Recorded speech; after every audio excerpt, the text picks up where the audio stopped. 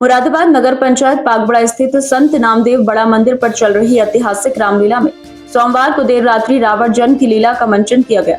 मंच पर प्रस्तुत इस अद्भुत दृश्य को देखकर दर्शकों ने न केवल पौराणिक प्रसंग का आनंद लिया बल्कि मर्यादा पुरुषोत्तम भगवान श्री राम के आदर्श जीवन की झलक भी थी। रामलीला के मंचन की शुरुआत रावण के जन्म के प्रसंग से हुई। बताया गया कि रावण जन्म लेते ही असाधारण शक्ति का धनी था।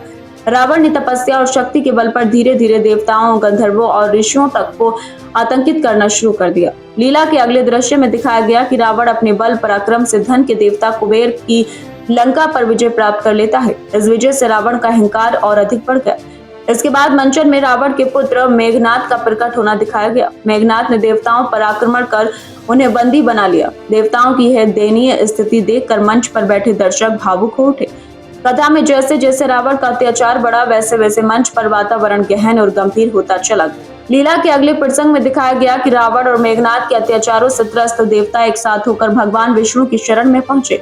उन्होंने सामूहिक रूप से भगवान विष्णु की तपस्या आरंभ की। देवताओं की प्रार्थना सुनकर भगवान विष्णु ने आश्वासन दिया कि वे स्वयं धरती पर अवतरित होकर अधर्म का नाश करेंगे। इसी के साथ दर्शकों को बताया गया कि भगवान विष्णु अयोध्या के राजा दशरथ के घर पुत्र रूप में जन्म लेने का संकल्प लेते हैं। रामलीला समिति के कलाकारों ने इन प्रसंगों का ऐसा सजीव मंचन किया कि वातावरण भक्ति में हो उठा। उपस्थित दर्शकों ने जय श्री राम और हर हर महादेव के उद्घोष से पूरा पंडाल गुंजा दिया।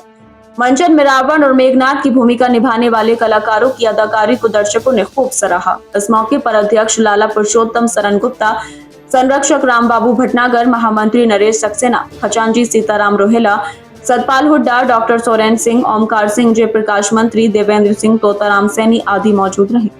रामलीला समिति के पदाधिकारियों ने बताया कि इस धार्मिक आयोजन का उद्देश्य समाज को भगवान श्री राम के आदर्श जीवन से प्रेरित करना है। कार्यक्रम के दौरान व्यवस्था संभालने में स्थानीय प्रशासन व समिति के स्वयंसेवक सक्रिय नजर आए।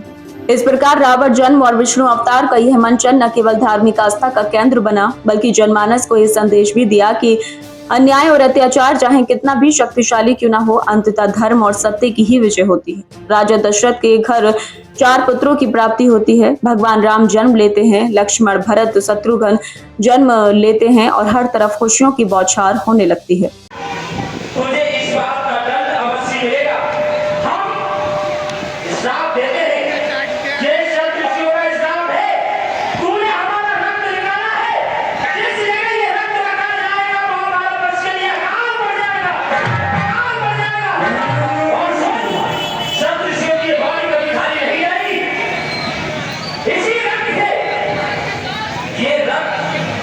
शत्रुओं का है और हमारा ये खून का श्राप है।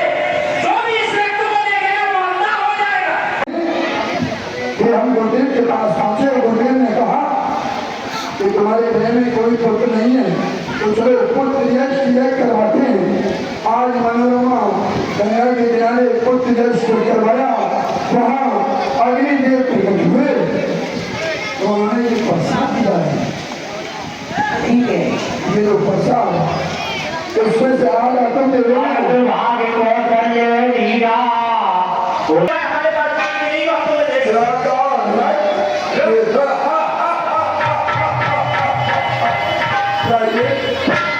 उनके शरीर से